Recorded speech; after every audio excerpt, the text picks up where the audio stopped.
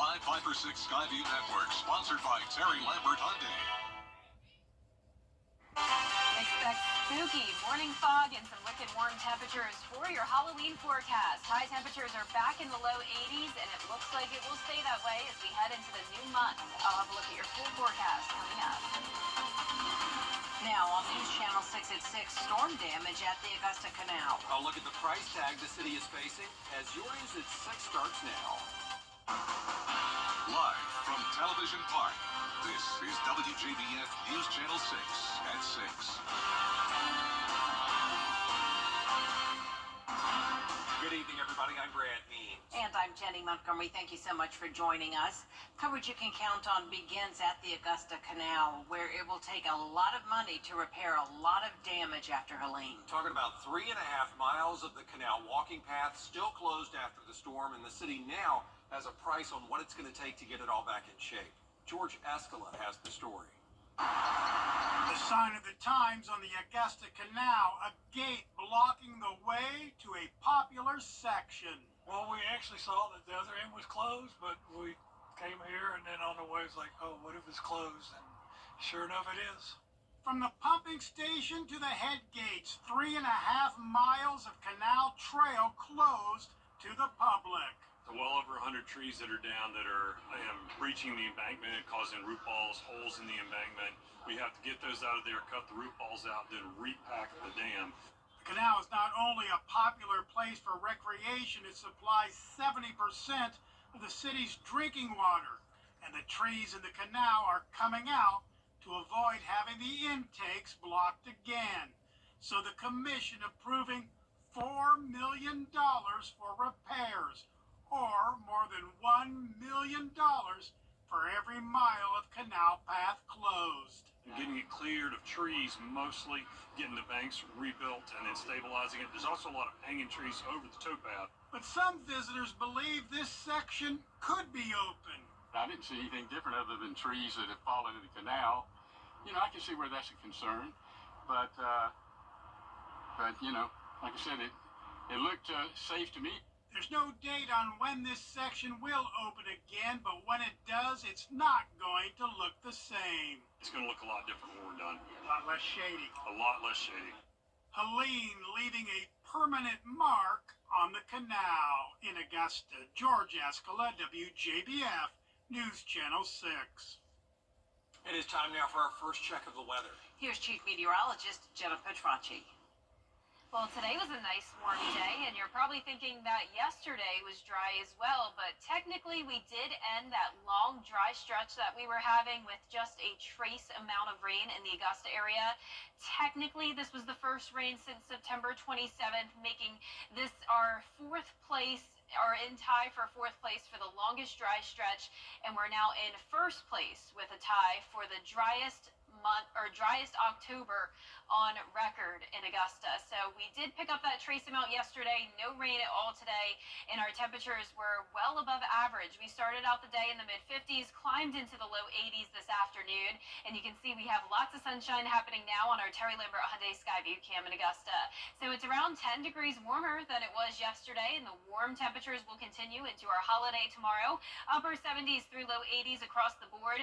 We're sitting at 80 in Evans, Wrightsville, same thing, 79 in Gibson, 78 in Crawfordville, Edgefield at 80, and 79 in Augusta.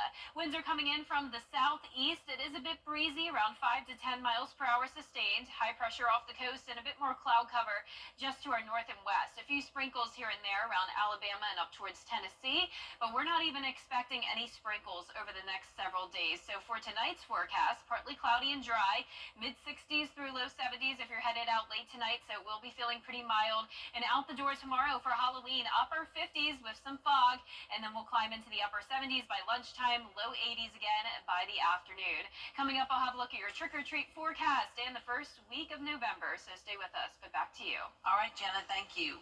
Georgia leaders saying they have been preparing for more than a year for election security. They're working with local... Voting's been underway in Columbia County for more than 2 weeks now. Hannah Latier, live at the Board of Elections for us now, covering the effort to keep the process safe and secure. Hannah?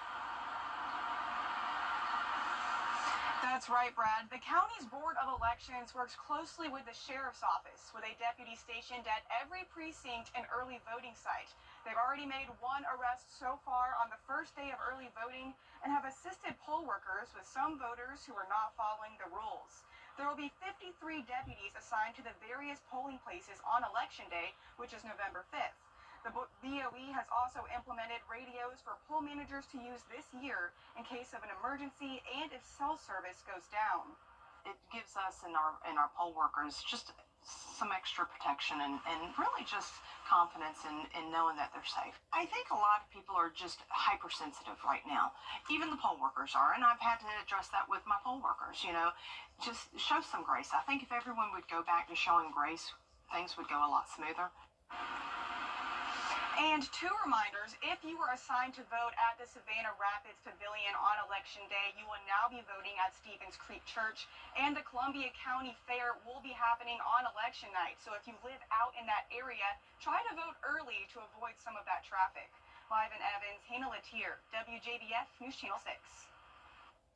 A member of the Biden administration in Augusta today to look at the damage left behind by Hurricane Helene. The director of the White House. Volunteers from an Edgefield County church are building tiny homes for people in need after Hurricane Helene.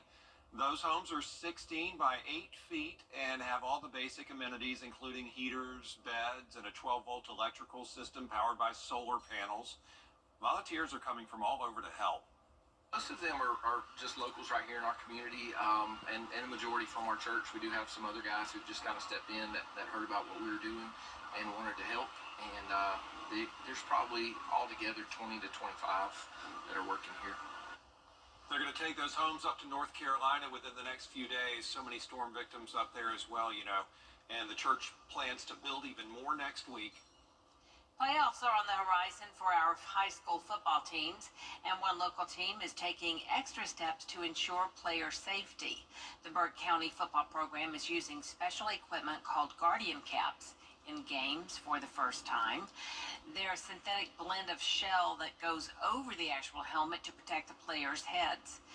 Head coach Franklin Stevens helped bring the caps to Burke County based on success with them at his previous school. We're having a lot of concussions, concussion-related symptoms, and the Guardian product that was out there, and I just decided, to give it a try. And immediately, you could see the effect of the Guardians, and that was concussions went down, and I thought our kids at that time became a little bit more physical. I thought at that point that as a head football coach, as long as we could afford it, we would use the Guardians. We have checked with other school districts in the area, and while some are not using the Guardian Caps, they say safety continues to be a priority. Coming up, screen time and mental health concerns. Why the CDC says the two could be linked. Next. A live News Nation. New information from the CDC showing data that links screen time to mental health issues in teenagers. About half the teens in the country log more than 4 hours daily, which can lead to anxiety and depression. Melissa Adon has more. A new CDC study raising the alarms on screen time for teenagers. The study finding about half of teens ages 12 to 17 are on screens for at least 4 hours a day, not including how long teens use screens during school. The use of screen time on tablets and mobile devices is up. More than 90% of teens from 2021 to 2023 spent at least 2 hours each day using screens, up 10% since 2020. Doctors say this is leading to potential mental health risks. About 25% of teens who spent 4 hours or more on screens reported anxiety or depression symptoms within the past 2 weeks. Once again, talking about screens, the potential effects on mental health. There's obviously issues with privacy, bullying, and its effects on sleep. Researchers found that Black teens, teens living in urban areas, older teenagers between 15 to 17, and kids whose parents did not complete college use screens most. Doctors highlighting the importance of reducing the excessive use of screen time for children and teens, and also for adults. So this is just one more reason to talk to kids about the potential effects of screens, and making sure also that we lead by example, because I swear a lot of adults I see in public on their screens, glued to them, not a good example. The American Academy of Pediatrics recommend parents consider the quality of interactions with digital media and not just the quantity or amount of time. Melissa Don, ABC News, Los Angeles. They just check their phone time. Yeah. It's not kind of surprising. We probably need help. I don't want to talk about it, but he's worse. Yeah. And remember, we are turning the clocks back an hour on Sunday, but will we be turning those temperatures back to fall-like conditions? I'll have a look when we return.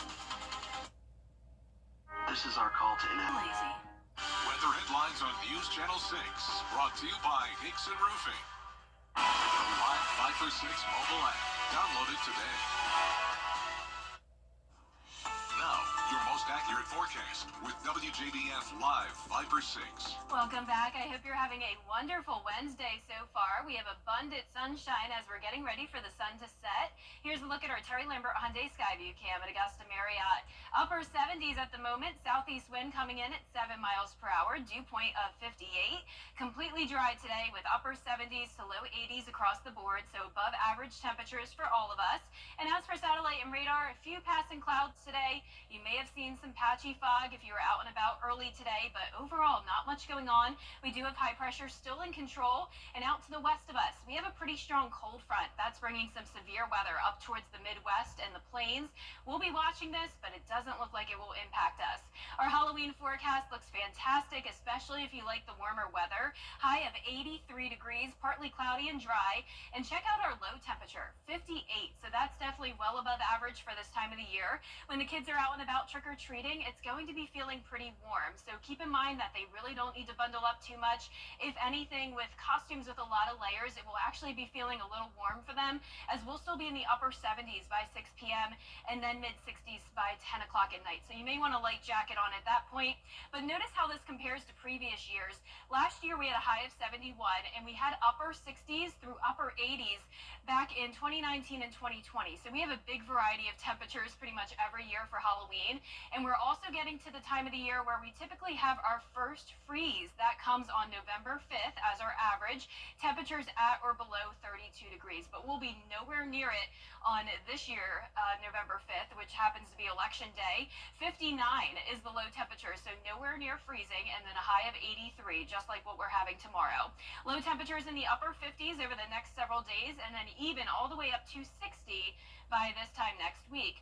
No rain expected at all, so we're continuing to see that dry stretch of weather. However, technically, we did end that stretch of 32 days. We picked up a trace amount of rain in the Augusta area. That puts us in a tie for the 4th longest dry stretch and puts us tied for first place for the driest October on record for Augusta with just a trace amount. Our futurecast really not showing much going on here. Tonight at 8 o'clock, just some clouds passing by. Winds will be coming in from the southeast, and there's that cold front. Looks pretty strong as it moves through Alabama, but then it completely falls apart once it comes towards Georgia. So notice just some clouds for us on Friday, but no rain expected. Our low temperatures tonight will be in the upper 50s with the fog possible. Highs tomorrow will be in the low 80s, so a nice warm day for us. Here's a look at your 10-day forecast. We are staying warm as we go into next week, so the month of November is definitely starting out on a warm note and also a dry note. Our temperatures will be in the upper 60s or upper 50s for lows, and highs will be in the low 80s. And congratulations to today's umbrella winner. That is Charlie Young from Lincolnton, Georgia. Charlie, you can pick up your umbrella here at the station and sign up to win yours on WJBF.com. All right, thanks a lot, Jenna. We appreciate it. Up next, you'll meet this week's WJBF Scholar Athlete. And some big news about the future of the annual Florida-Georgia football game. Kira Goldstein has sports next. Hurricane Helene Augusta. At WJBF's Television Park Productions, our mission is to provide local businesses with top quality video and digital content at an affordable price. With decades of experience, our award-winning creative team will guide you step by step through the creative process, resulting in a successful marketing message for your brand. Over the years, we've helped hundreds of local businesses expand their voice. Visit WJBF.com/creative to find out how we can do the same for you. As we rebuild from Hurricane Helene, News Channel 6 is here for you. Find a detailed list of food and water, medical assistance, and other much-needed resources at WJBF.com/Helene. We will recover together. Get the latest video in one click at WJBF.com. The Scholar Athlete Awards are brought to you by Jefferson Energy Cooperative, Revamp of Augusta, McDonald's, and WJBF News Channel 6. Now, WJBF sports coverage you can count on. The Aiken High School volleyball team is competing in the first round of the SCHSL state tournament as they look to win the lower state division. The number 2 seed Green Hornets advanced to the playoffs after an impressive season that culminated in winning a region championship. Tonight they are hosting Crestwood in the first round of the lower state playoffs. You can see that right here live. We'll have highlights from this game later on this evening. Gray Collegiate head football coach D'Angelo Bryant, formerly the head coach at Silver Bluff, was suspended on Wednesday for a violation of the league's rules on recruiting. Bryant and an assistant coach will miss the remainder of the season, including any postseason games. The War Eagles are currently 6-2 and tied for first place in Region 4-4A with North Augusta, with the two teams set to face off on November 8th. The annual college football game between the Florida Gators and the Georgia Bulldogs will move to Atlanta in 2026 and then Tampa, Florida in 2027, while Everbank Stadium in Jacksonville, Florida is being renovated. The game will be played in Jacksonville in 2025 before moving to Mercedes-Benz Stadium in Atlanta and then Raymond James Stadium in Tampa over the next 2 seasons. Georgia Southern Athletics Director Jared Benko will be returning to Auburn. The Tigers Athletic Department announced on Wednesday that Benko will be the new Executive Deputy Athletic Director. Benko spent the last 4 years as the Athletics Director at Georgia Southern, and Chris Davis is expected to be named the Eagles' new Director of Athletics sometime in the next few days. We'll have more on this as the story develops. Every week we honor an exceptional athlete who is also a leader in their school and in their community. This week's WJBF Scholar Athlete is Augusta Christian's Savannah Witt. Savannah is a 3-sport star for the Lions, playing soccer, basketball, and volleyball, and she excels in the classroom as well, where she is on the honor roll, has the highest Flair GPA, and was Student of the Year, in addition to winning the Georgia Certificate of Merit. Her parents and coaches say they are so proud of the leader Savannah has become. Oh, it's so much fun. I mean, there's just a culture here that's just like unmatched. I mean, I love all the girls I play with. They're like my sisters. It's just a true family here. My coaches, they make such a difference. Like, it's just unmatched. Oh, it's so much fun. She's worked so hard for so many years. She started playing sports in 6th grade here at Augusta Christian, and, you know, I've seen her leadership skills grow tremendously. She kind of started out, you know, one of the quiet ones, and now I see her being the leader on the court, being a great teammate, lifting her teammates up. So that's been a lot of fun to watch. I'm glad she got recognized for all her efforts. I mean, she's always been a leader in the classroom, excelled in her studies, but now she's getting recognized for her efforts on the athletic field too. So it's a good honor to see her get recognized today. Having coached her since 6th grade and watched every single step of her development has been amazing. Just her leadership skills. I know she's smart, but just her leadership skills, how the younger girls gravitate towards her and they listen to her. Savannah hasn't decided on a college quite yet, but she hopes to make that decision soon. A huge congratulations to Savannah Witt and her family. That does it for sports. We'll be right back. Hey, Augusta and Aiken. Oh, I don't have a dog in the... Here's a look at our 10-day forecast. Tomorrow is Halloween, and it will be a very warm day, starting out in the upper 50s, climbing to a high of 83 both Thursday and Friday, and even into Saturday, then dropping to 79 on Sunday as we turn the clocks back. Next week, the first week in November, looking very warm. All right, thanks a lot, Jenna. Say hello to the wireless split keyboard. It sits on a magnetic desk pad that can be arranged for your comfort. The goal is for the user to focus on their work, not their wrists. Wow. Works with any device, and they say it takes about 2 weeks to get used to. Looks kind of cool. That looks really hard to use, Okay. honestly. Well, thank you for watching. We appreciate you. We'll see you again for News Channel 6 at 11. Have a great evening.